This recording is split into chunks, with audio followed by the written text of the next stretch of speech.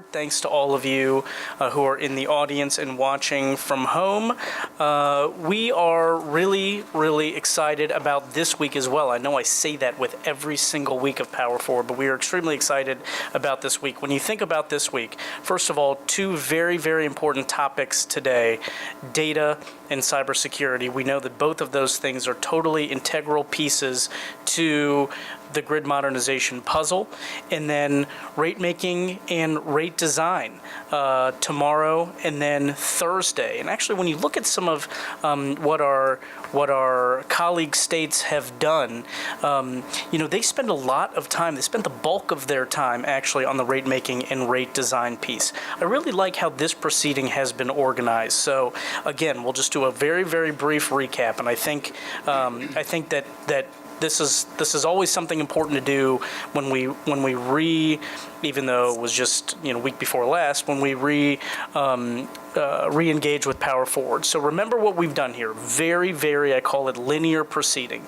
Phase 1, building the business case for why. All right, so we talked about changing consumer demographics, we talked about changing customer sentiment, and we learned about a lot of the great tech that exists out there right now to better the lives of Ohioans, residential and business customers. Phase 2, we did a very deep dive into the engineering of the grid itself and also back office systems associated with utilities and their what is necessary for them to advance in the grid mod space. So we had that very, very deep dive conversation. I would say phase 2 was the most uncharacteristic conversation I think that I've seen from our colleague states to have in the grid mod space. And now phase 3, we felt like we needed to do 2 weeks because this is really the bread and butter of what we do here as economic regulators. And so again, week 2 here, rate making, rate design. These are extraordinarily important topics that we're going to explore. But I also think that because we have spent so much time thinking linearly about pairing innovation with the enhancement of the customer electricity experience, we are heading into rate making and rate design far more clued in than I think when we began this process we were worried about. So I feel really, really good about where we are with this proceeding presently. So again, thank you very much for tuning in.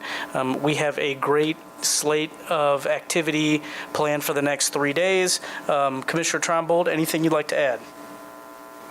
Thank you. Welcome back, everyone. Hope you're recharged from last week's break. And just a couple reminders. We have our webcast going on at the same time.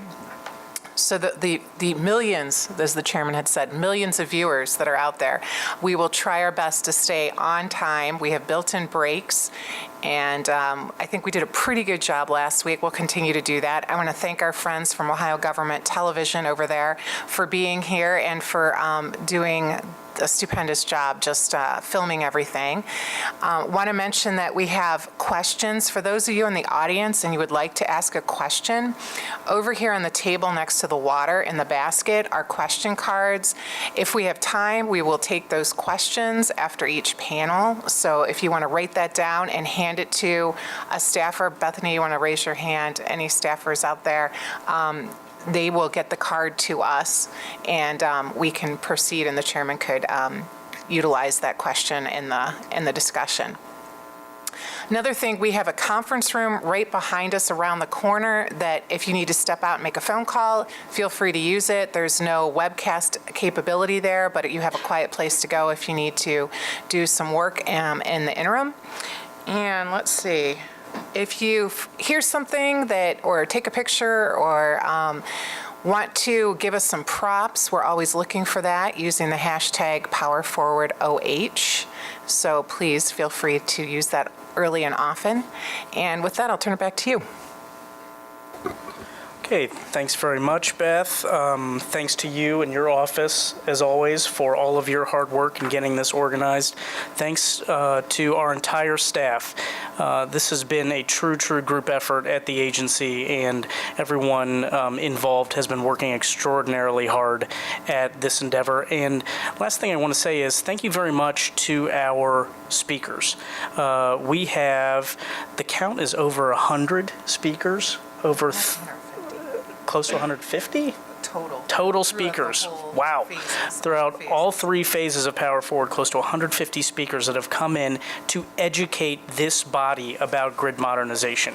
And we are learning as our speakers educate us, and there's no way we could do that without the help of everybody that has come in to talk to us. So, before it got to Thursday at 5 o'clock and everyone was itching to sprint out of here, I wanted to make sure to get that particular thank you across.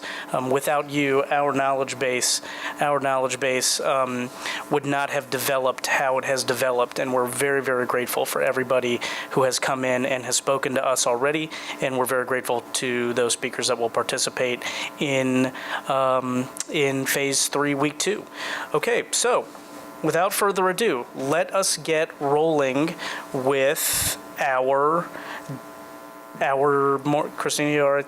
Got that? Okay. Let us get rolling with our first panel. It is entitled Data, the Ohio Experience. We are actually going to have a presentation from a few of our staff members at the agency, effectively talking about where the agency is right now and what, how we think about data at the agency and what we have done at the agency to allow for either the use of data or the movement of data. So it's sort of we did this last week with Dr. Haque when he came in and talked about the retail marketplace as it currently exists. This is going to be a similar presentation about where we are right now in the data space. We also have with us Chris Villarreal, who is the president of Plugged In Strategies, who's been a wonderful resource for us as we have moved forward in grid modernization. I'll also introduce Barb Bossart. Barb is a chief here at the agency in our SMED department. Specifically, she deals in reliability and service analysis and is tasked with a lot of our overseeing of the competitive retail space. And Krystina Schaefer, who, with millions and millions of watching, the globe knows by now. The globe knows Krystina Schaefer. She actually just announced this morning she's running for governor. So congratulations, Krystina. I'm kidding. She is our chief of grid modernization and security, which is a new group that was created when I was sworn in as chair. So without further ado, who is starting? Ms. Bossart.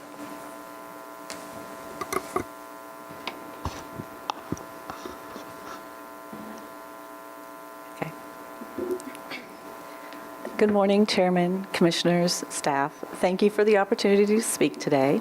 For those of you who don't know me, my name is Barbara Bossart, and I work in the Service Monitoring and Enforcement Department here at the Public Utilities Commission. Today, I'll provide you with a high-level summary of the Ohio Choice Electronic Data Interchange, which I'll refer to as EDI going forward, as it is associated with the Choice program. Okay, so first I'm going to start with just a brief history of the development of EDI in Ohio. Back in 2000, pursuant to a commission order, the Operational Support Planning for Ohio Task Force and Data Exchange Work Group, known as OSPO Data, was formed. The task force was formed to develop uniform business practices and EDI standards. The working group included members of each investor-owned utility, potential marketers and generation suppliers, and other interested parties, such as staff. Before developing the EDI standards, the original group helped develop the first pro forma certified supplier tariffs. The tariffs provided provisions which represented tariff construct for the suppliers to serve customers. Included provisions such as supplier registration, end-use customer enrollment process, end-use customer information, metering services and obligations, load profiling, scheduling, and customer billing, to name a few. The Data Exchange Group was charged with establishing practical, operational, electronic standards for the transaction of business between the utilities and the suppliers. So what is EDI? As I stated, electronic data interchange is the computer-to-computer exchange of business information in a standard machine-readable format. Transactions are designed to automate and streamline the typical repetitive business transactions that occur between businesses, in our case, between the electric utilities distribution companies and the competitive suppliers. Some of the benefits of EDUs include the uniform communications with trading partners, helps reduce errors and improve error detections. There's better auditing and control abilities, more timely communications, helps reduce paperwork. There's a rapid exchange of business information. There are some drawbacks for VDI. It can be expensive to set up and maintain. The initial cost can be due to the time-consuming aspect of setting up the EDI. There are EDI standards, and as those standards may change, that can increase your cost as well. You do have to train your staff in the EDI protocols, and it may limit your trading partners. Okay. So here are some of the types of transactions that you will hear in the choice world. Each code on this slide represents the transactions. These are universal transactions throughout the choice states. So just to give you a little insight on the complexity of EDI, included in a transactions are predefined allowable segments, which each includes specific type of information. Each segment includes predefined elements, and each element contains a specific piece of information. So as you can see on this board, the 814 is customer information and 867 is usage information. So these are terms that you may hear frequently throughout the choice world. Here's an example of a flow chart, just so you can see how this process works. First, a customer will request service from a supplier. The supplier will send over an enrollment, an 814E request. This will start the enrollment process and switching of the customer to a CREST provider. The transaction is complete when a response is received from the EDU. An acceptance response for an enrollment means a customer service will begin to flow with the CREST on the date provided in the response by the EDU. A rejection response can also be provided if the information in the 814E is not accurate or cannot be synced up. The CREST provider does have the ability to resend that. So as I stated earlier, there's a lot of information in a single transaction. So here's an example of the 814 request and the information that is needed. As you can see, some of the information that's needed is the account number, so you can ensure that you get the correct customer enrolled. There are requirements that have to be in the 814E. One of them you'll see is a billing option. So the CREST provider needs to let the utility know if they're going to dual bill, which means they were going to be billing the customer, whether they're going to be used consolidated billing as a rate ready or a bill ready service. Rate ready is where the supplier is going to provide the rate to the utility, and they will do the calculation for billing, or bill ready is where the supplier will do the calculation and just provide the information to the utility. I just provided this example of a transaction. This was agreed to in the start of the choice program. As you can see, there is a manual process that is allowed in or was decided to provide information to the suppliers at that time. You can decide that the EDI is not the best process due to the limited amount of times that the transaction may occur. The operating system of the utility may not be compatible for an EDI transaction.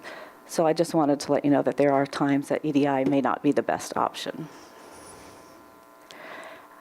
Here is a quick just timeline of the development of the electronic data interchange group.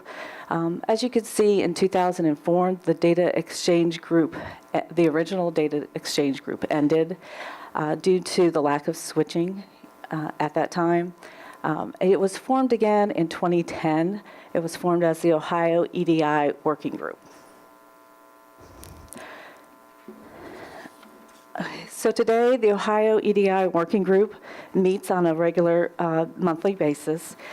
They discuss whether current transactions need to be updated or new transactions need to change.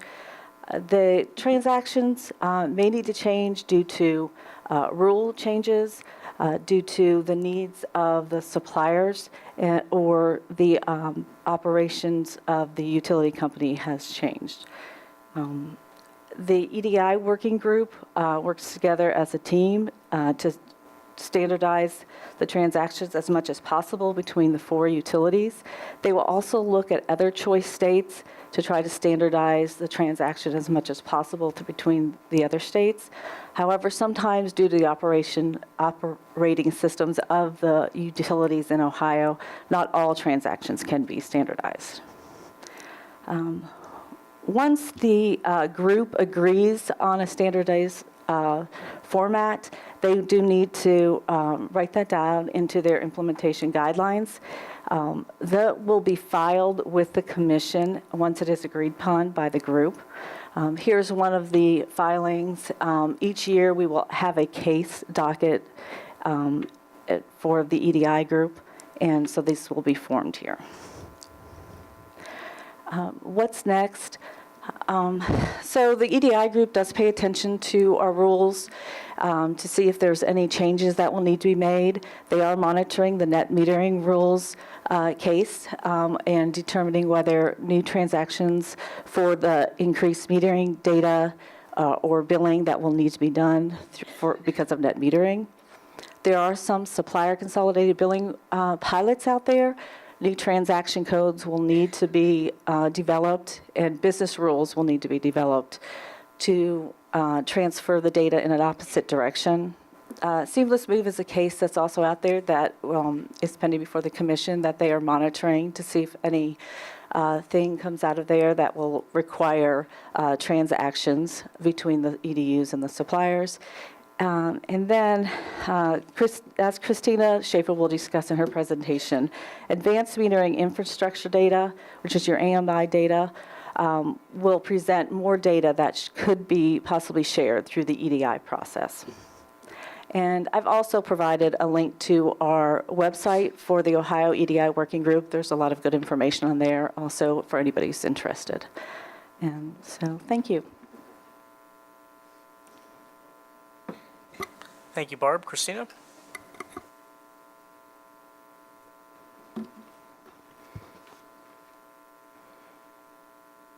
Good morning, Chairman and Commissioners. I want to start by thanking you for the opportunity to speak today, and more generally, the opportunity to participate in Power Forward and our grid modernization project here at the Commission. So again, for those of you that don't know me, my name is Krystina Schaefer, and I'm the Chief of Grid Modernization and Security here at the PUCO. In my presentation, I plan to provide a brief overview of AMI along with an update on the current deployment status and existing opportunities for access to usage data in the state. So to start things off, advanced metering infrastructure, or AMI, which includes both smart meters and the supporting communications networks, offers a number of potential benefits for utilities, customers, and society. For the electric utility, processes can be automated to improve performance and reduce operating expenses. This includes things that kind of help achieve this include remote meter reading, outage detection and notification, tamper detection, and voltage and power quality monitoring. For the customer, the data from smart meters can offer a greater empowerment to manage consumption and save money through new products and services, which we've discussed throughout Power Forward today. More efficient rate design can also be used to improve the utilization of natural resources and optimize infrastructure investments. So as part of this presentation, I was asked to identify what data is needed and by whom to enhance the customer electricity experience. So to start, I would like to identify the types of data that are produced by smart meters in detail, at least at a high level, how that data flows through the AMI infrastructure. So in general, smart meters measure the energy and kWh, demand or kW, and power quality at a customer's premise. So if you look on the left, there's a chart, and within an AMI deployment area, communication nodes collect the data from a set of smart meters, which is then communicated to the head-end system or meter control system. At this point, the data is sent to the Meter Data Management System, or MDMS, which produces bill quality data through the validation, estimating, and editing process. The MDMS can then store the data or feed it into the billing system. So as we discussed in phase 2, through our discussions on communications infrastructure broadly, there are a number of different types of communications networks that can be used in the transmission of AMI and other data throughout the utility system. Typically, though, and in Ohio, what we've seen to date is the AMI data is communicated to the collection devices via a RF mesh network or power line carrier. There are a number of wired and wireless solutions that can then backhaul the data into the utility's back office system and into the MDMS. So then if you look at the chart on the right there, this is a home area network. So within the home area network, customers can connect directly to the smart meter to view real-time usage data or near real-time usage data and connect in-home devices, including smart thermostats and appliances. So there are a number of communication protocols used within the home to connect devices to the smart meter, including some that you've probably heard of, like Zigbee, Wi-Fi, and others. The technology and manufacturer of the meters and the devices themselves, along with the utility's security requirements, will impact the specific capabilities within that home area network. So generally speaking, though, and just kind of for your reference, there's usually a next-day lag associated with the access to bill quality usage data through a utility interface, whereas real-time or near real-time data can be accessed directly from the meter in the customer's premise. So back to the question of what data is needed to enhance the customer electricity experience. Well, if you remember, Krystina Polk from Itron, who participated in one of our earlier presentations in Power Forward, mentioned that it largely depends on the use case. And it had some questions listed there associated with the use case and the analysis. So given that, I'd like to walk through an example for illustrative purposes to kind of highlight what data is needed for specific functionality. So another presenter, Evan Wilson from IGS, in an earlier phase of Power Forward, presented a number of desired features to enhance the customer electricity experience, along with the data needs and other changes required for execution. In the first example, an opportunity to receive bill credits when reducing customer load was presented. This feature required individual PLC or peak load contribution tags and a settlement process with PJM that's based on those individual PLC tag values. So you probably heard PLC kind of discussed a lot. I wanted to provide a little context for what that actually means as part of the discussion for enhancing the customer experience.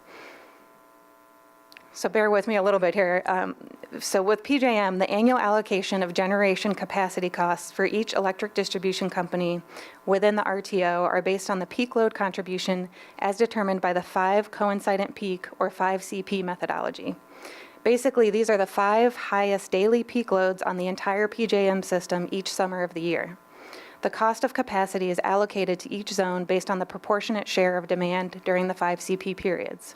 So the chart on this slide shows the 5 CPs for 2017 with the zones for each of the Ohio EDUs broken out. The zonal peak loads are allocated to wholesale and retail customers within each zone using specific methodologies developed by the distribution company to assign the individual customer's share of the peak. In other words, how much that customer is going to pay for capacity. And this is the settlement process that's kind of been referenced throughout phase 1 and phase 2.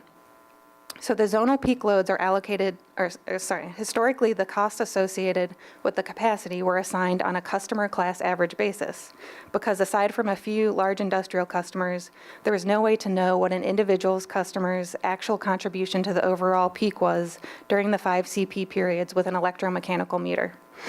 So however, with the deployment of AMI, we now have the ability to obtain data for each customer But the settlement process needs to be updated accordingly so that data can be incorporated into retail rates. As referenced in the IGS example, if each customer has a smart meter, which I'll discuss later in terms of deployment in Ohio to date, the PJM settlement process could then be updated to use actual PLC values, and those values could be provided to CREST providers so that the savings associated with reducing demand below that customer class average could be monetized and passed along to participating customers. This is just one example, but starts to illustrate how AMI data can be used to develop more efficient retail pricing and enhance the customer experience. So more generally, what data is needed and by whom? As I mentioned and kind of discussed in the last example, it depends largely on the use case. But in my opinion, the measurements included here provide a good framework for getting started in terms of the key data measurements needed by different users, including customers, CREST providers, and other third parties, which would include CREST as well. So for customers, really it's access to their usage data in real time, which would be from the smart meter itself, next day and historical, which is typically through customer web portals, which I'll detail a little bit later. And then for the CREST, access to billing quality usage data and the PLC tags that I mentioned in the previous example. There's also an interest, and I think Chris is going to talk about this a little later, for other third parties that don't include CREST for access to historical data and aggregated data for other purposes. So this chart is a little bit busy, but it shows AMI deployment or AMI rollout broken out by each EDU in the state. And then you can also see AMR automated meter readers and then other meters for each customer class. Following the American Recovery and Reinvestment Act, 3 of the Ohio EDUs initiated smart grid programs. Duke Energy Ohio was approved for a full AMI deployment, and AEP Ohio and First Energy Ohio were approved for smaller pilot programs. Since then, the Commission has approved the second phase of AEP Ohio's Grid Smart program, which was an additional 894,000 meters. So in terms of the opportunities for customers, CREST providers, and other third parties to access data from the existing AMI rollout, the next set of charts lays out where we are today and really is intended for reference for you as we continue our discussions throughout the day. For the most part, and this kind of illustrates for customers within each EDU service territory how they are able to access data today. In general, they have access to their own usage data. AEP Ohio, Duke, and First Energy all have customer web portals that provide browser viewing and download options. The usage data is available the next day through the customer web portals because of that kind of timeline of data passage through the AMI infrastructure that I referenced earlier. AEP Ohio also provides the opportunity to view real-time usage data along with connect smart devices using the It's Your Power phone app and Home Energy Bridge device, which Stacy will provide more information on in the next panel.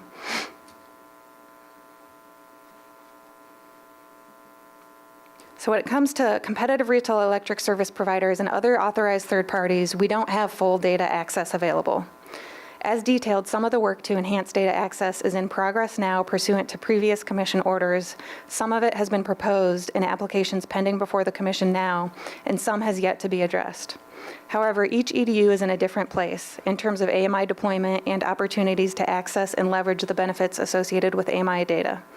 Hopefully my presentation today provided some context for both the future review of the issues associated with data access and our discussions throughout the rest of the day. Thank you again for the opportunity, and I look forward to questions. Thank you. Very informative. Barb and Krystina both. Thank you very much. Chris. Commissioner Conway wanted to compliment your tie. Thank you. I have the honorary Tom Pierce bow tie going on today. Anytime we get a Tom Pierce reference at the PUCO is a good day. Just want to point that out. So good morning, Chairman Haque, Commissioners. Thank you for inviting me back today to Power Forward Week 2, Phase 3. As one of those billions of people around the world watching, I was in fact watching from the other side of the world. Did you use B? I always used millions, but the country I was in has over 1 billion people, so I'm representing all of them. Very good. Watching it in the middle of the night. So thank you again for having me to present to you all today on this beautiful first day of spring, whereas the weather is about the same as my hometown in Minnesota, so haven't lost too much. So I'm here to talk about data access and a bit of privacy on and why and how this can be developed at the commission.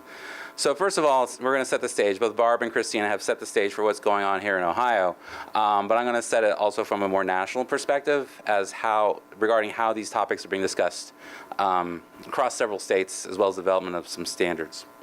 So first of all, as both Barb and Krystina noted, data itself is being collected from lots of places across the utility and from the customer. And it's not just talking solely about usage or operations, but a number of other topics and data is available to the utility, to the customer, and to third parties. Now, having this data, in order to make this data beneficial, it needs to be made available. But part of making the data available is to balance the associated privacy risks of some of this data. The challenge that we have for privacy is commissions have laws that they have to implement regarding who can access the data, how the utility can protect the data. So how do we best use that data, make it available to customers without violating existing privacy laws and other rules? Furthermore, we know we have changing cultural norms around what is private. We have people willing to put all sorts of information about themselves online, on Twitter, on Facebook, willingly giving up all sorts of information about themselves. In fact, my phone provider knows pretty much exactly where I am because I have my GPS on. So we have changing ways we view privacy going forward. So that being said, the Commission still has responsibility pursuant to its existing statutes to have some amount of privacy, but at the same time encourage innovation. And I think this is part of the underlying topic that's been underscored throughout this entire proceeding is we want to encourage innovation, we want to make use of this data, but at the same time we have to understand that there are risks and trade-offs with that data if we make it available too easily. Which is why, in my opinion, you pair the privacy practices with the associated data access policies. You build them in together to make sure everyone has a common set of understanding of what data access means. Part of the discussion around making data available is we want to provide customers information around their information. And that means we want to have an informed customer. But what do we mean by informed? Do we want the customer simply to be aware of their usage? Do we want them to understand their usage? And do we want to have them, give them the ability to actually act on that information and potentially share it with a third party of their choice? And lastly, what are the uses for the data? So Krystina talked about the use case. So it's really important to understand what are the use cases that we're trying to enable via access to information. And lastly, from a national perspective, these discussions are very different if you're in a vertically integrated state than if you're in a restructured state. Restructured states have already, in some regard, gone through a data access policy development, as Barb talked about, relating to EDI for the CREST providers, as an example here. So to some extent, restructured states already have an idea of how to get this done. We're now just talking about, from the AMI perspective, a lot more information than was previously available. I'm not going to read all this. Suffice to say, this is a summary of what the California PUC adopted in July 2011 regarding data privacy and access. What you need to know about this is that it's based on a group of principles called the Fair Information Practice Principles, which have been around since the late 70s and were developed by the Federal Trade Commission. The structure of the California PUC rules are put into two buckets of purposes. It's called a primary purpose and a secondary purpose. The primary purpose is defined by both California statute and as well as the Commission. Primary purposes are the things that the data needs to be used for in the provision of electricity service, as well as what the utility needs the data to do in order to meet the provision of electricity service, as well as things that are required pursuant to state, federal, or commission action to evaluate, in the California context, demand response efficiency and energy management programs. A secondary purpose is anything that's not a primary purpose. So the monetization of data beyond the immediate delivery of electricity or planning for electricity, that's all considered secondary and requires customer consent. So if it's a primary purpose as defined by statute and the Commission, that does not require customer consent. Anything else does require customer consent. And the link at the bottom gives you an example of a privacy policy that Pacific Gas and Electric has in place in response to the California PUC rules. Some other examples that are also available include DataGuard, which was developed by the Department of Energy starting in 2011, 2012. It's still available. There's a link to it. It's a voluntary set of principles. It was originally called the customer, I can't remember what it's called anymore. But it's a voluntary set of practices and principles that any entity, be it a regulated utility or a third party, can voluntarily abide by. They make a positive notification to both the Department of Energy as well as the Federal Trade Commission, and then they are presumably on the hook for following through on the DataGuard principles. Again, those are also based on the Fair Information Practice principles. More recently, Illinois adopted the Open Data Access Framework, which was a proposal from Illinois CUB and EDF to, again, outline what are some basic privacy practices and requirements for the utilities as it applies to the AMI information. And the link is to their actual proposal. In general, the privacy practices and rules that I've referenced, as well as what we're seeing across the country, all have the same typical framework. They all have roughly all the things in the bullets as requirements for what the utility should provide a notice. It should provide a purpose statement. Why are they collecting the information? For what purposes is the information going to be used? How can the customer access it and provide additional controls around who can access the information? Basic principles around data minimization. Basically, entities should only collect the information for which it most immediately needs to collect the information. Use and disclosure, who can obtain it, how can it be limited, data quality and integrity, data security and accountability and auditing. So basically, if you look across the proposals and the actual frameworks, you're going to see something following those sub-bullets. Now, in thinking about data access, and some of this is related to my experience working in California, is privacy and data access are oftentimes or sometimes viewed in conflict with one another. In other words, if you put privacy rules around data, you're going to limit the availability of information. In my perspective, that's not an issue that you need to really address. If you have good privacy rules, then you can enable all sorts of new types of data access.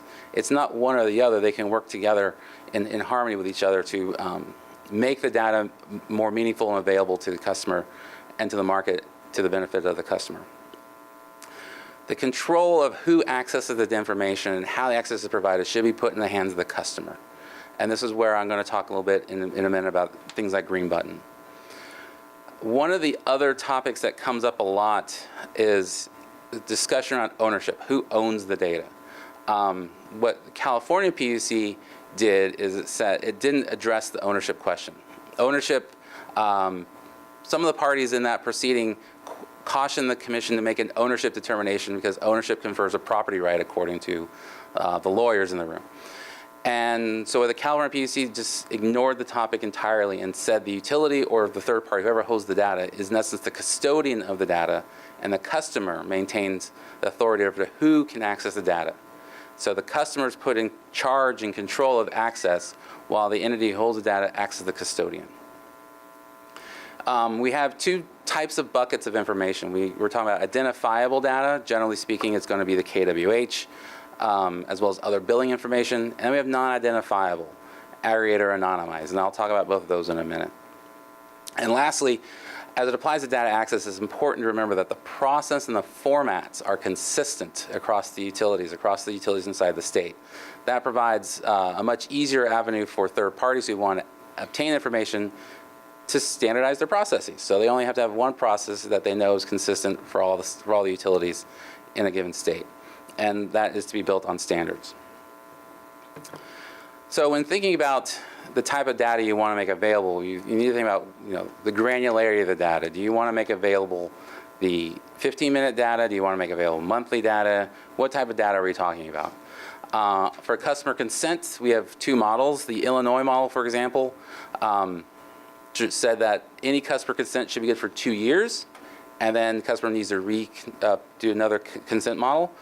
In California, the consent is indefinite until the customer makes the decision to remove that third party from accessing information. How do you want to provide method of consent? Do you require an ink signature? Can you do an e-signature instead? Or can you do a click-through process? And I believe A representative from Energy Hub is up next, and they can talk more about the click-through process. And then what type of data are we talking about wanting to make available? Usage, billing, pricing, or rates. And lastly, are we going to charge any fees for it? When we're thinking about the data, what type of data are we thinking about? Are we thinking about the power quality, the kW and the voltage, and at what frequency? Are we talking about billing information, which can also be provided through these standards? And then what type of rates are going to be reflected through there? Let's skip that one.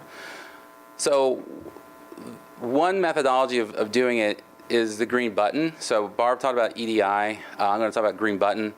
Green button is also a standards-based methodology of transmitting data between two entities with customer consent. Green button often gets lumped in with AMI data. It's important to note that it doesn't require AMI data, it just requires data of any sort. But it was most developed in regards to making available AMI data. It can also be used for things other than electricity purposes. If there's any data for water or natural gas or any other sorts of data collection, green button is a means by which information can be shared. There are two formats of green button. There's green button download my data and green button connect. Download, I believe, is what Krystina said is AEP is already providing, where it's a physical download of a file that has your hourly or 15-minute information that the customer then holds and then can share with whoever they want. Green button connect is more akin to what you'd see in EDI, where the authorized third party and the custodian have a physical interconnect, usually via the internet, and information is transmitted via the internet as opposed to customer downloading it and giving it to someone else. The third party can just access it directly from the utility.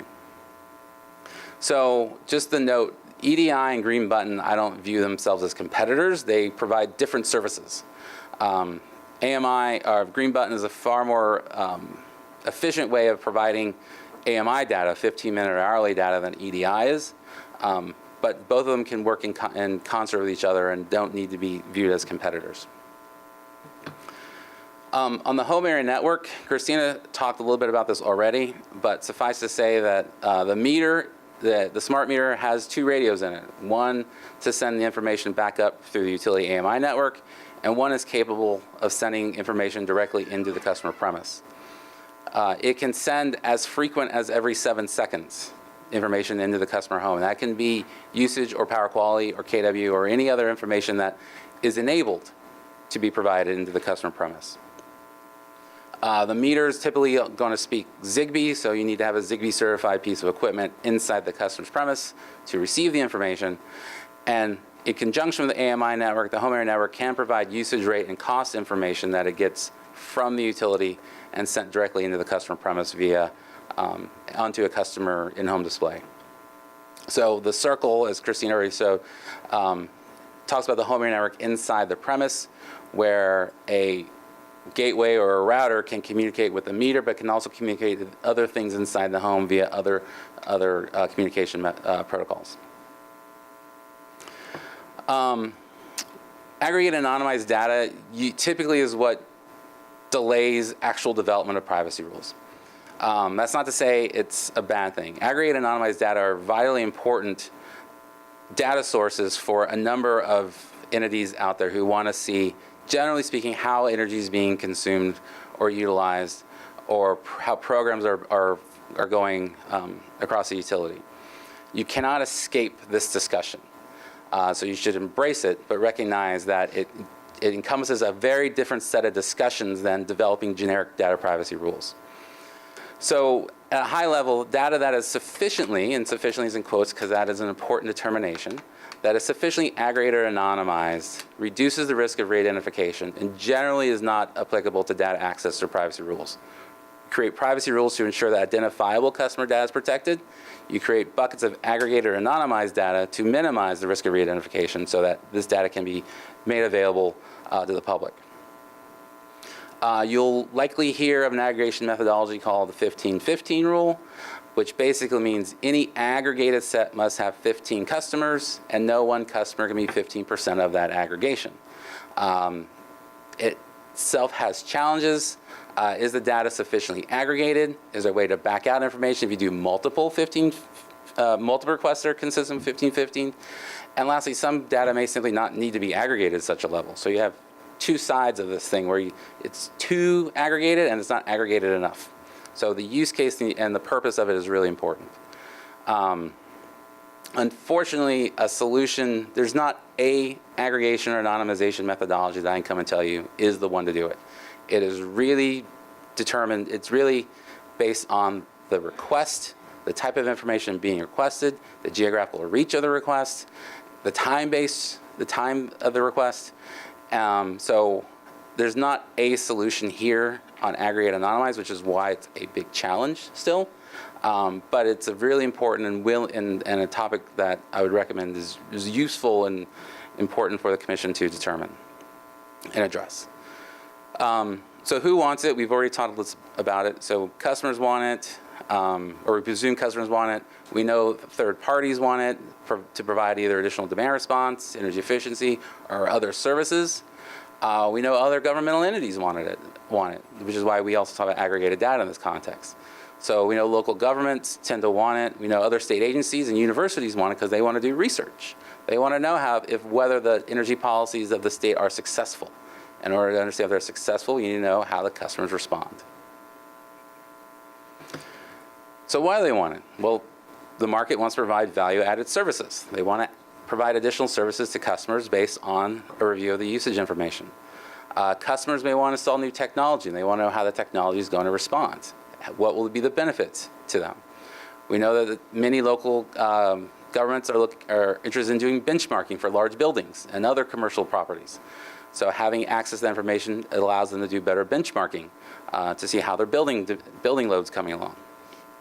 And again, we know that local governments using it for beyond things of benchmarking to do climate planning and land use and transportation research, as well as universities.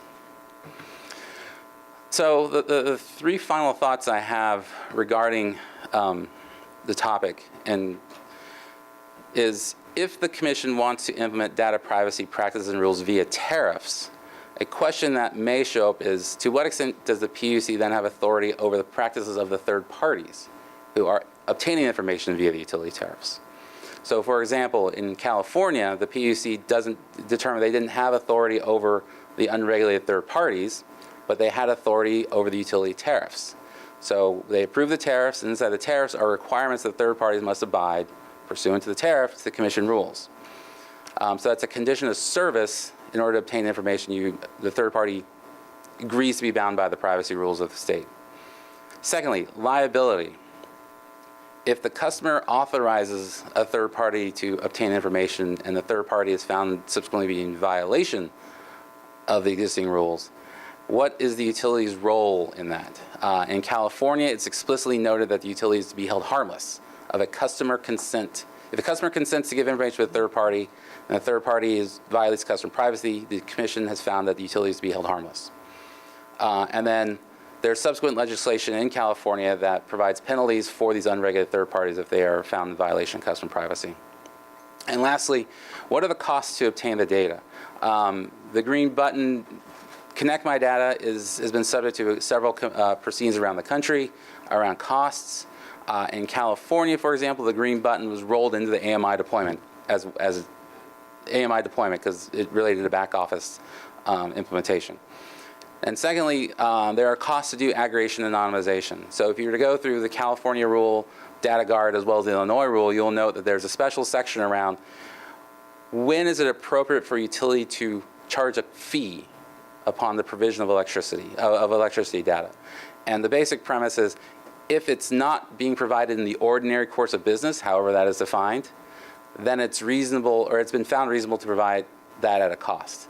If it's something generated in the normal course of business, then that's deemed not reasonable to have a cost associated with it and should be made available. So these are just some three topics that have shown up over and over again from what I've seen around proceedings around the country. And I look forward to your questions. Thank you. Thank you very much. Very, very informative panel. So let me just ask a set of questions, and they're meant to be sort of summary in nature. And I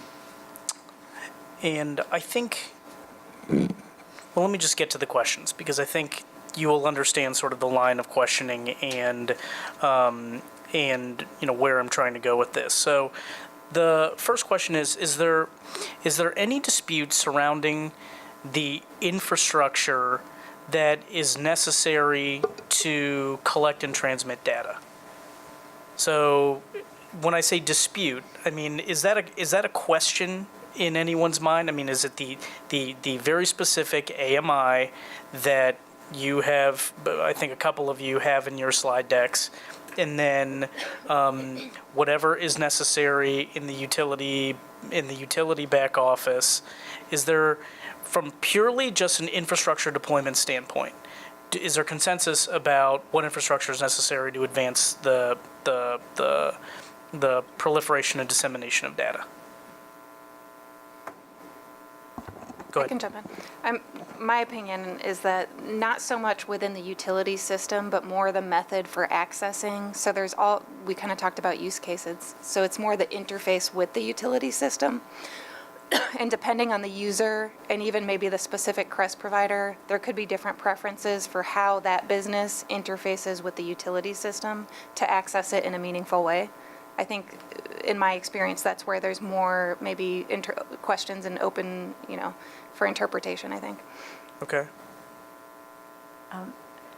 What I've seen is it's the operating system, the business decision of the utility as to what they're going to collect, if they have the technology of the meters, how specific they're going to retrieve the data, if it's just going to be monthly, is it going to be hourly, is it going to be daily? So that's, there may be disagreements of how much should be collected. And then that goes to then what's transferred. Chris? Yeah, so I think that the infrastructure is there. A lot of the questions are policy-based. So, for example, the AMI meter. The AMI meter is capable of doing lots of things, but is often not enabled to do the things that it can do. For example, the home area network. As an example, in California, the commission had to direct the utilities to turn on the home area network radio. The utilities were otherwise not going to make that available. So the commission had to make the determination to tell them to turn it on. And then eventually they're going to have to make the determination, and any state commission who does this is going to have to make the determination of what data it should be made available via the infrastructure. So as Krystina noted, the meter has power quality information. Oftentimes that may not be made available for policy reasons that the utility has made at the time. So to me, it's more about a policy statements and directions as well as the use of standards that are what's challenging to making the data available. It's not the technology itself. Okay. Krystina, you've got that wonderful slide, AMI : data access, real-time next day historical. What should be the aim of the commission? What type of data do we want to make available to customers? I mean, this is my personal opinion, but I think you really get engagement, and this is kind of to Chris's point, and we've seen this a little bit. So, First Energy, as part of their initial ARA project, they had a consumer behavior study, and there was an in-home device, and like Chris said, that interaction with the meter itself, so that customers could see the usage real time. I think you guys are familiar, and we've seen, Powerly was unable to be on the next panel, but they presented previously with the It's Your Power app. There's a level of engagement with real-time data that I think is really, in my personal opinion as a consumer, necessary to get to that next level of products and services. I mean, you obviously also need the billing data and the opportunity to monetize that in the retail market. But I think, you really need real-time access to get engagement to a level that we've talked about throughout the, previous sessions of Power Forward. And so that it becomes, and I think there's nuances there of the home area network, there's security issues, which we'll discuss later too. I mean, it's not necessarily a simple process, but I think that level of engagement is really important. Or is this the right panel to discuss then how, if that's the policy direction of the agency, how we would, based upon where we're situated today, sort of back into that conclusion? I think AEP in their phase 2 Grid Smart rollout, they're exploring this. They have the Energy Bridge device, which essentially allows that to happen. First Energy no longer is really, since it was part of the ARA project, the consumer behavior studies concluded, so they're no longer really offering that. But I think, not to punt it to Stacy, Yeah, but I sure. think he'll have some insight into this. Understandable. Chris, do you want to add anything to that? So what I'll say is the important part of whatever data wants to be made available is that it's done via standardized methodology. So it's not just limited to a handful of providers or a handful of utility preferences. So if it's via Zigbee or Green Button, the question is really anyone with a device that is certified pursuant to those standards should be able to access that information. So whether you decide to make real time or next day or historical information, whatever standard methodology you choose or that is chosen to use it, is that all technologies that are capable of meeting that standard are capable of obtaining that information. It's not just limited to a handful of devices that have been chosen by the utility, that the customer is the one who's been empowered to use the technology that they can then access the information for. Okay, so let's say, again, that is the decision of the agency that we want for customers, or the policy direction of the agency. We want for customers to be able to obtain real-time data. Now, talk about the PLC issue associated with that. How do the two interplay? PLC isn't necessarily a real-time data component. That's more kind of in the billing type of data that would Okay. be passed along to a CRES.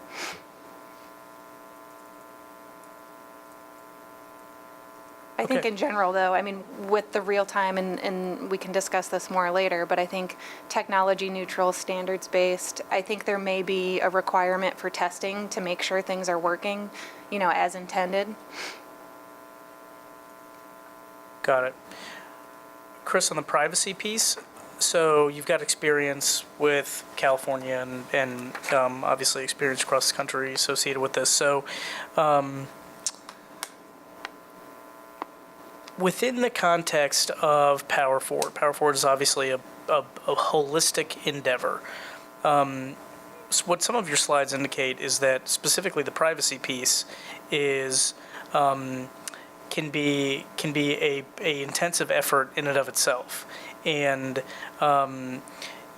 whatever whether it's particular rules, standards, tariff changes, etc.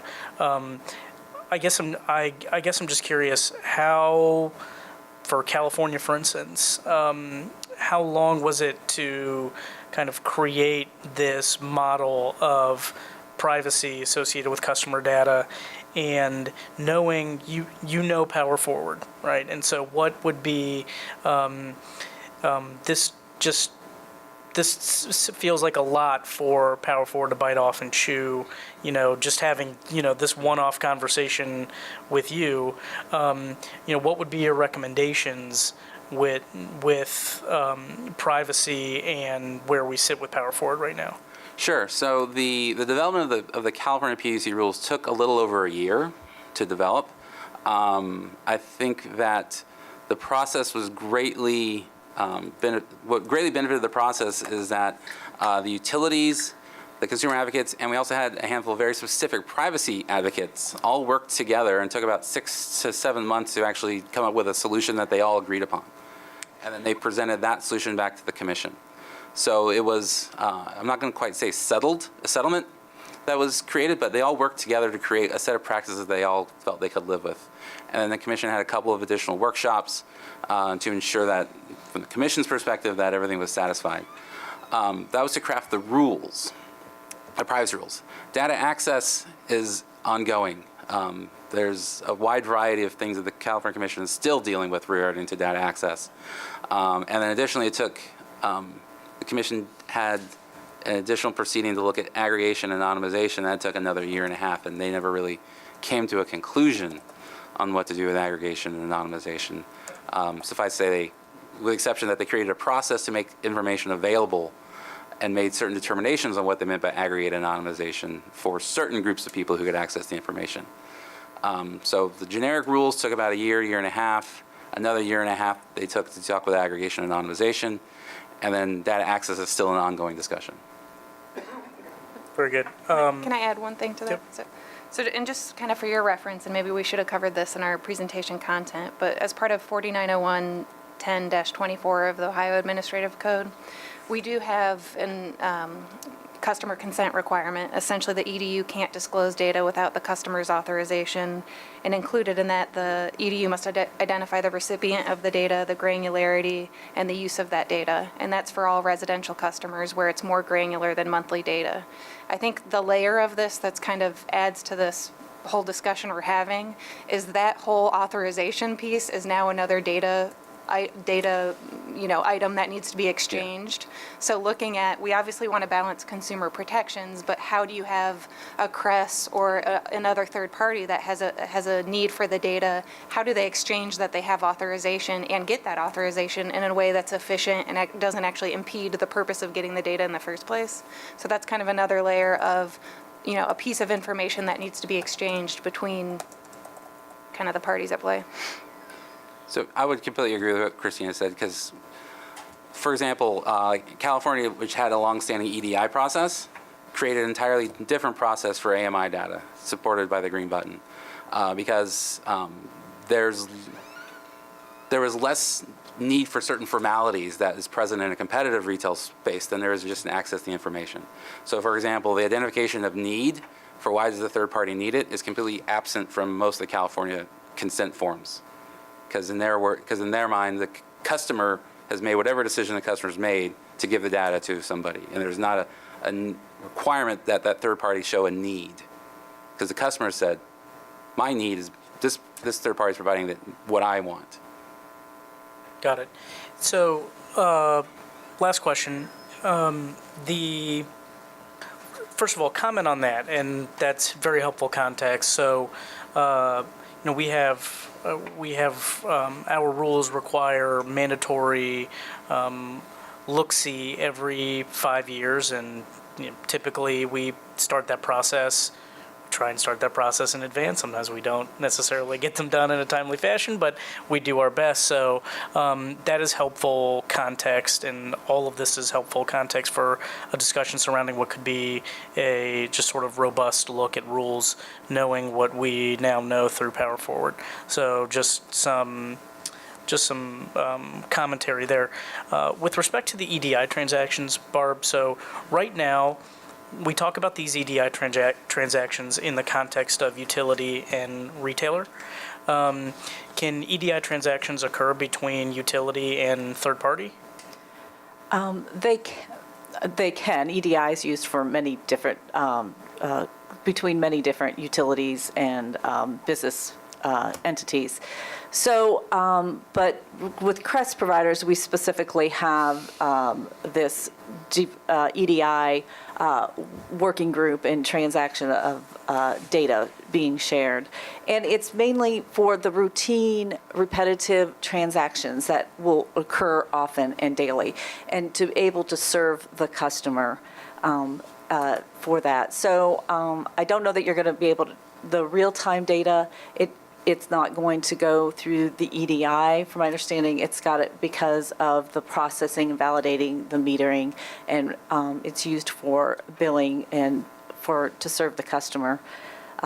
So it does limit your trading partners because you have to have EDI, you have to go through registration with the utility. So their tariffs, the way we developed them was for CRES provider, a service tariff. And these are the requirements in the service tariff, and that's how the EDI standards were completed. I'm afraid that you would limit trading partners if you made everybody go through an EDI process, but you'd have to look at the tariff. It's, like I said, it's specific to suppliers. Let's just use the hypothetical again, that we would like for real-time data to be able to, we would like for real-time data, we would like for customers to be able to have real-time data. Okay, let's just begin with that assumption again. Then would we gravitate more towards a liking of something like green button, and where does EDI fit into EDI appears to be right now how the state views it as a retailer utility exchange of particular information. So how does the equation change with respect to what we do with EDI here in the state.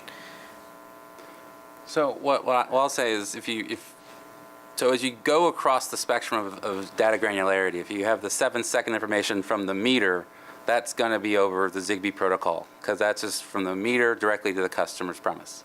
So it's not utilizing any back office systems. If you go to what the AMI is collecting, whether it's 15-minute or hourly information, so the meter reads 15 minutes, it's made available to the customer the next day. That's where typically you'll see a green button implementation happen. For a number of reasons, EDI is not really robust enough to handle ongoing hourly or 15-minute data uploads and transmitting it to the customer, because it's for settlement purposes. So in order to get the EDI data, it goes through a whole bunch of washing to make it settlement quality. So both the real-time feed as well as the AMI data that's available next day may not be what is considered billing quality or settlement quality data, because it hasn't gone through a verification process, hasn't been what's called VEE. I can't think of what the 2 E's stand for. So that information is typically going to be made available. The hourly or 15-minute information next day is typically going to be is where you'd see green button come out. That's also it's a standardized process. But then the monthly data, again, depending on the purpose, can be made available via either EDI or green button. Sort of depends on the purpose for which the data is being obtained.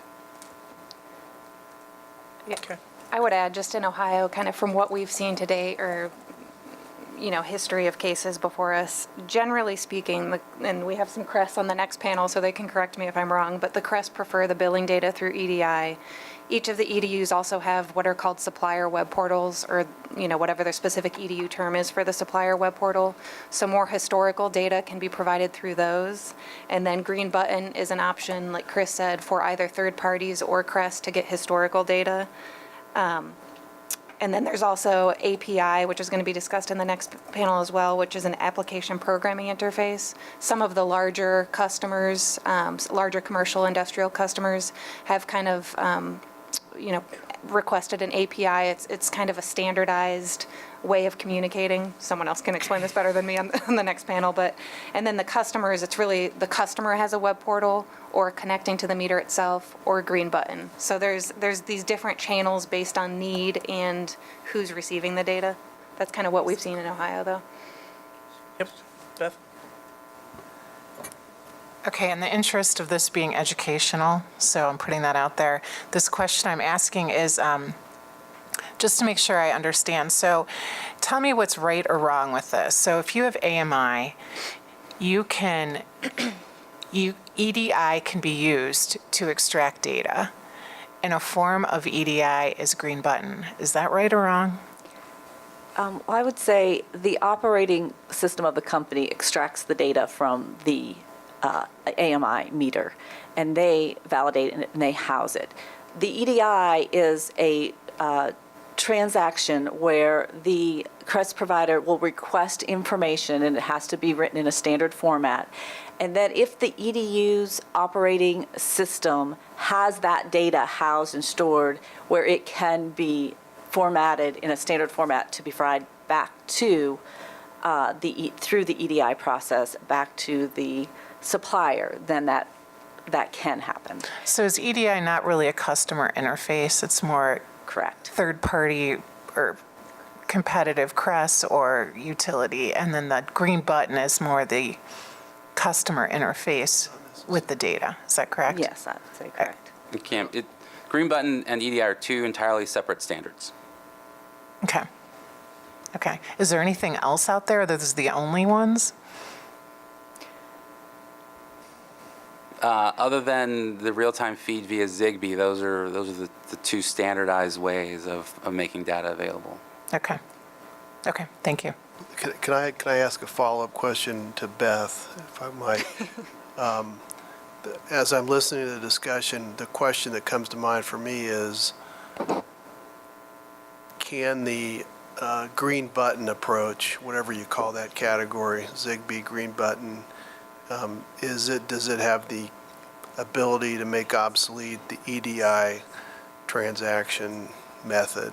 Or is there always going to be a need for the EDI transaction approach because of some quality of data concern that you're not going to achieve with the green button method? I think for the time being, they'll work in parallel with one another. EDI supports a very specific type of service that green button is not explicitly designed for. So plus it's clear there's investments that have been made by the utilities and by the market to invest in EDI that you want to make sure is actually fully realized. So for the time being, they're serving two distinct purposes. EDI is there to support market transactions between the utility and the CRES, so that there's billing quality data that's provided on a monthly basis.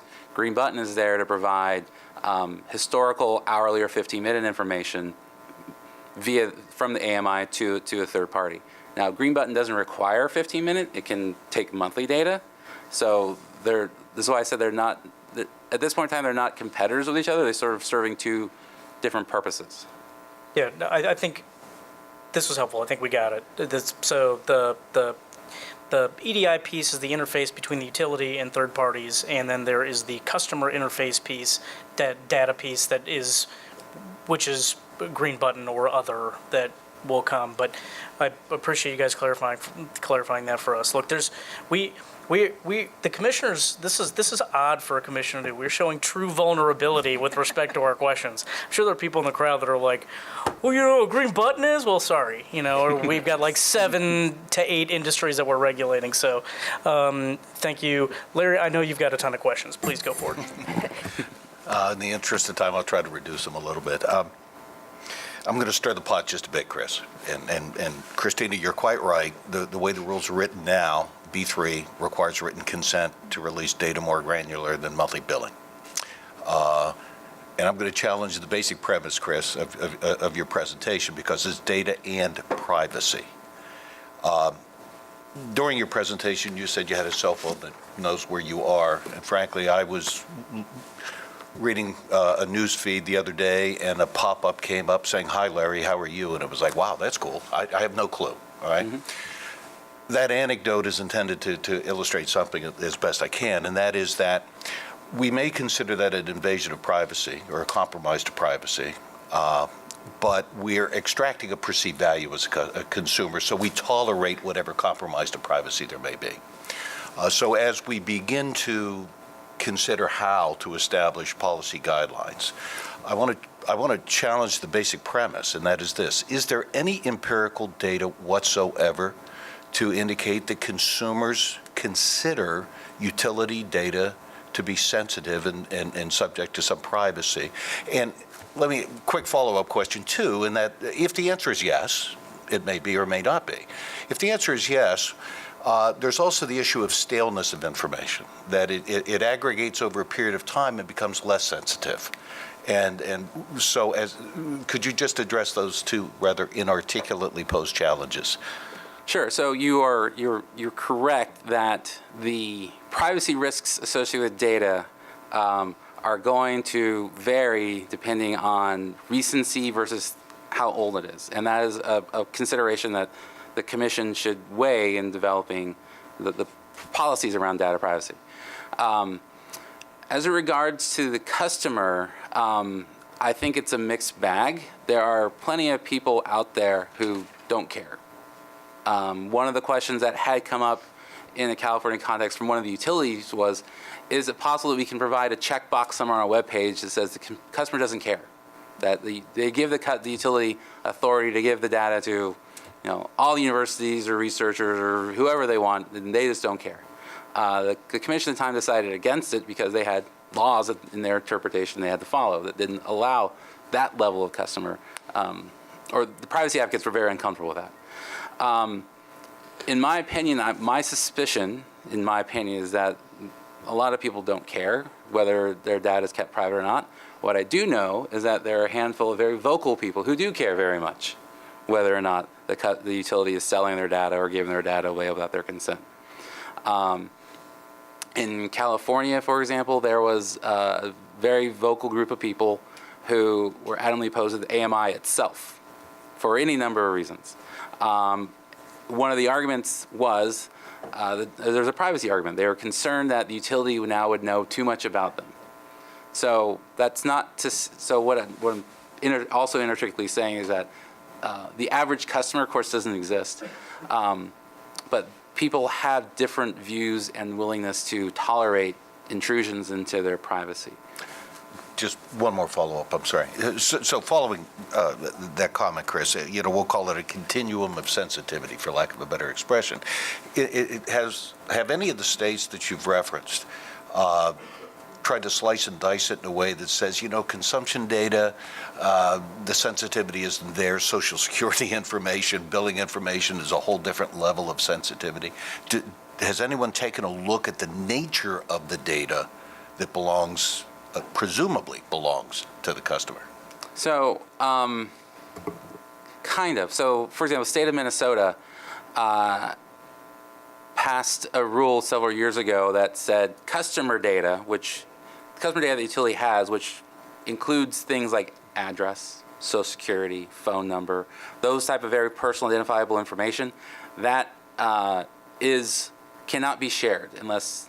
So if a third party wants to come in and provide service, the utility is not allowed to give that information to the third party. The third party has to get it from the customer.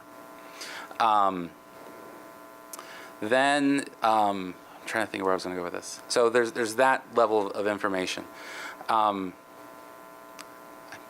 lost my train of thought. I'll have to get back to you because I completely have forgotten what I was going to say.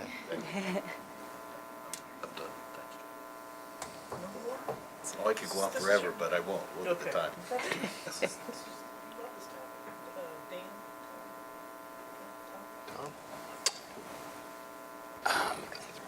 Just to follow up on that questioning, I understand about the address, phone number, Social Security number, those type things. But my question is, what is data?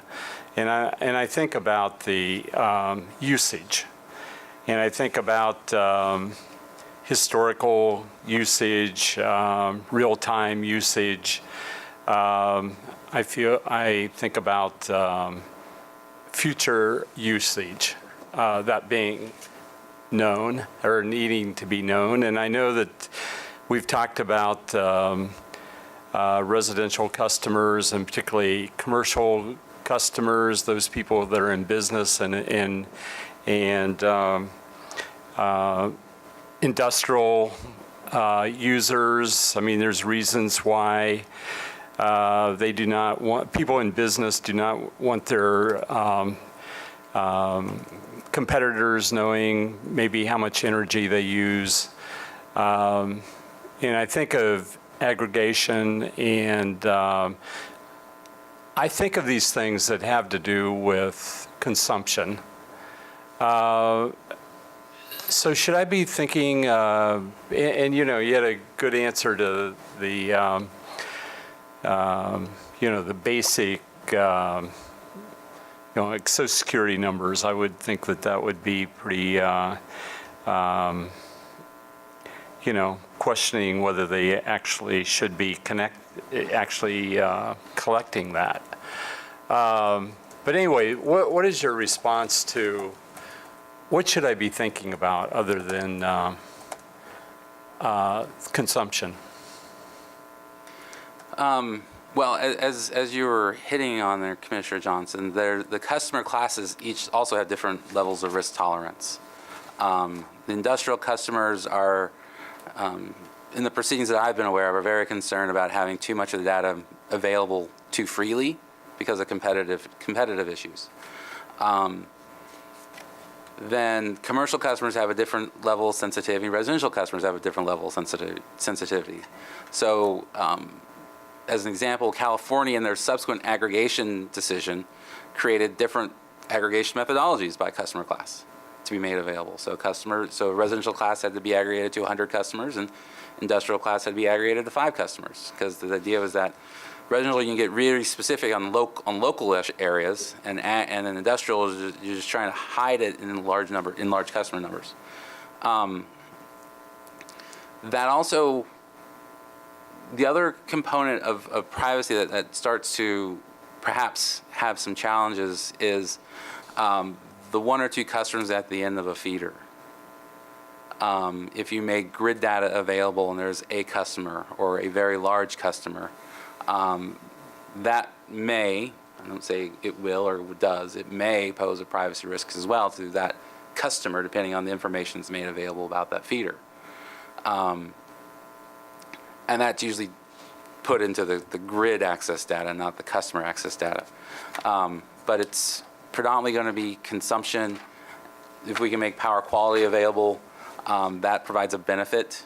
That may enable certain other types of services that can provide it around, we talked about conservation voltage earlier. That may be another way of providing a CVR service, is accessing the voltage data. Off the top of my head, I can't see a privacy risk with voltage data, but maybe there is. But mostly it's consumption. Yes, mostly we're talking about consumption. Maybe the rate, if you can pair the rate and consumption to come up with a price. Price might be a privacy consideration. What's the customer's bill? How much money is it? That might be a privacy risk. But that's also just a function of multiplication between usage and rate. Yeah. Anything else? Dan? Why is it that, obviously we should be concerned about making access to customer-related information in a wholesale or unlimited basis. We want to keep people's proprietary information private, particularly if they want to do it. But if you put aside the information that relates to the security of the network itself, and you just look on the customer side of things, are there not models out there that have been developed in other contexts which would provide a good set of guidelines for us or other entities like us to use in making these decisions? And there's got to be other consumer segments that have had to deal with similar issues. I'm not sure what makes this area significantly different than other models that are out there. If there are other models, wouldn't provide the means to guide us to the extent that we are the ones calling the shots on this. So yeah, both California and the Minnesota privacy proceedings had presentations from healthcare hospitals to talk about how they are handling customer data under HIPAA. So there's potential models there. The other model that has been brought up a fair amount in those discussions is census information. Census information is generally not made available 70 or 80 years after it's taken. But demographers, for example, who want to get access to it, there are means by which they can access more recent census data. They go into a locked room and they look at the data and they're able to take high-level notes without any identifiable characteristics, and that's how they, extract out aggregated information.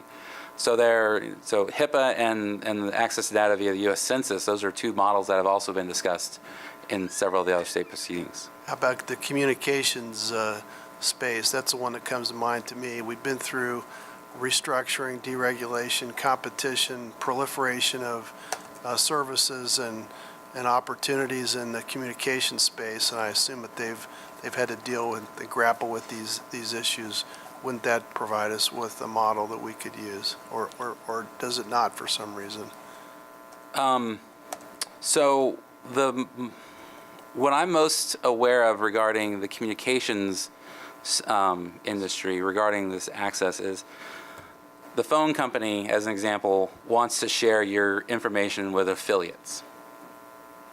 And I remember getting a postcard every 1 or 2 years saying, will you allow phone company to share your usage information with affiliates?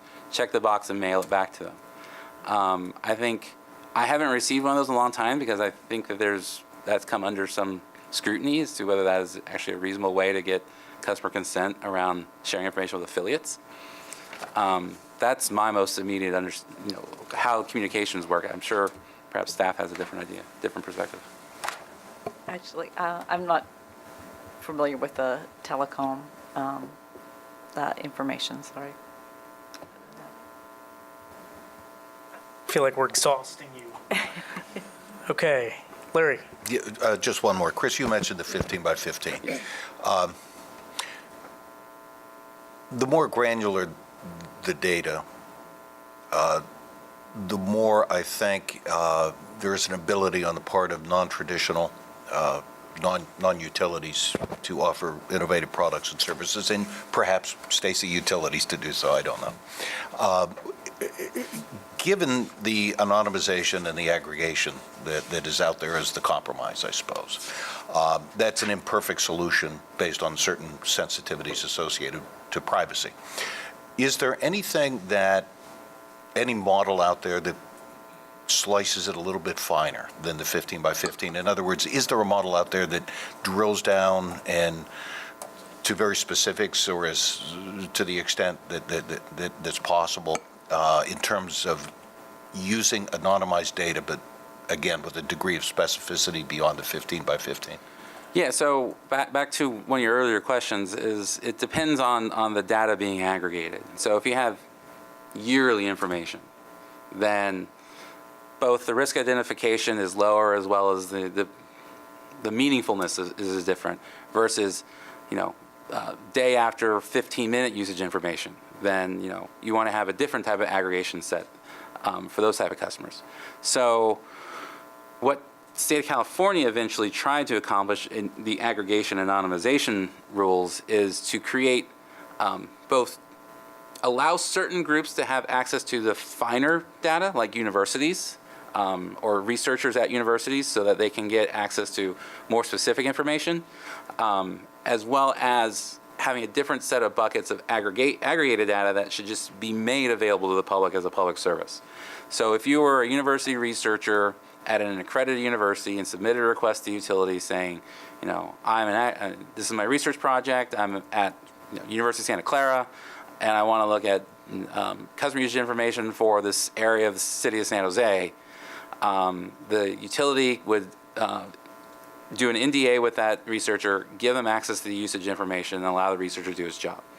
On the other hand, the commission also said, oh, by the way, we also want you to update on a quarterly basis, aggregated by zip code, and I wouldn't necessarily recommend zip code anymore, there's another way of doing this, aggregated information by customer class based on these different aggregation methodologies.